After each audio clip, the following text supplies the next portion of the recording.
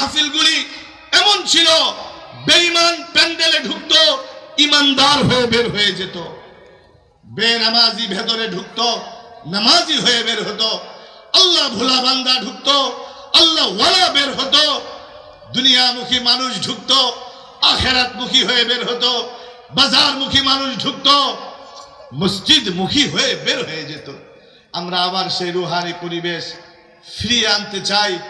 আমরা আগে বাড়তে চাই না, পিছনে যেতে চাই। অনেকে আমাদের বলে, হুজুর আপনারা তো দিন দিন পেছনে চলে যাচ্ছেন।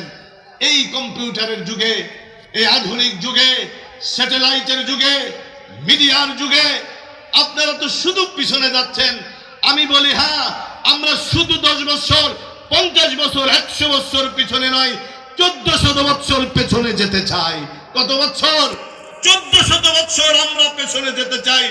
আকায়ে নামদার, তাজদার মদিনা, সরকার দু আলম, महबूब किबरिया, जिगर गोशे आमिना, मौलाए कुल, फखरे रसुल, हादी सुबुल, शाफी महशर, साकी कौसर, रहमत आलम, जनाबे मुहम्मद रसूलुल्लाह सल्लल्लाहु अलैहि वसल्लम, তিনি যে সাহাবায়ে কেরাম তৈরি করে গিয়েছিলেন, যে আদর্শ রেখে গিয়েছিলেন, যে নমুনা রেখে গিয়েছিলেন, আমরা সেই দিকে যেতে চাই।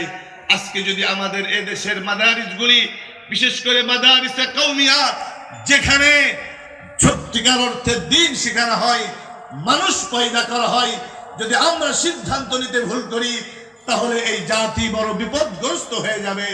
এই জন্য আমরা নিয়ত করতেছি যে মাহফিলগুলি এমন হচ্ছে, আজকে আমরা বসি, বসার পরে সিদ্ধান্ত নেই কাকে দাওয়াত দিলে লোক বেশি হবে। কেউ বলে অমুক, কেউ বলে অমুক, কেউ বলে অমুক।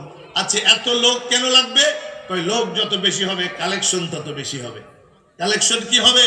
তো আমরা সিদ্ধান্ত নিয়েছি এরকম লোক দাওয়াত দিব না, এবং মাঠে আমরা কোনো কালেকশনও করব না ইনশাআল্লাহ। মাইকের আওয়াজ যতদূর যাচ্ছে ভয় নাই, কোনো কালেকশন হবে না। আসুন, 2 জন মেহমান আসবে। একজন হাটহাজারী মাদ্রাসার নাজেমে দারুল ইকামা, সাবেক প্রিন্সিপাল আল্লামা ইয়াহিয়া সাহেবের সুযোগ্য সাহেবজাদা হযরতুল আল্লাম মাওলানা শুআইব বিন ইয়াহিয়া আলমপুরি দামাত বারাকাতুহুল আলিয়া। আরেকজন নওজোয়ান আলেম আসবে, যে ভাইরাল না। আমি একদিন তার ওয়াজ শুনে সত্যি আমি নিজে মুগ্ধ হয়েছি। এত সুন্দর তেলাওয়াত, এত সুন্দর কণ্ঠ, এত বড় আলেম, যিনি জামিয়াতুল মানহাল উত্তরা, বাংলাদেশের যে কয়টা মাদ্রাসা অত্যন্ত সুনামের সাথে লেখাপড়া চলে, তার মধ্যে অন্যতম একটা, সেখানে শেখুল হাদিস হযরত মাওলানা আদনান মাসউদ সাহেব দামাত বারাকাতুহুল আলিয়া, তিনিও আধা ঘন্টার মধ্যে ইনশাআল্লাহ পৌঁছে যাবেন। তার তেলাওয়াত শুনবেন কত সুন্দর, তার বয়ান শুনবেন কত সুন্দর। আসলে দরকার হেদায়েত, আওয়াজ দরকার না ওয়াজ দরকার? বলেন, আওয়াজ দরকার না ওয়াজ দরকার? ওয়াজ দরকার। আওয়াজের কোনো প্রয়োজন নেই। চক্ষু বন্ধ হওয়ার সাথে সাথে সব ফিনিশ। আমি আয়াতে কারিমা পড়েছি, সামান্য কিছু কথা বলবো।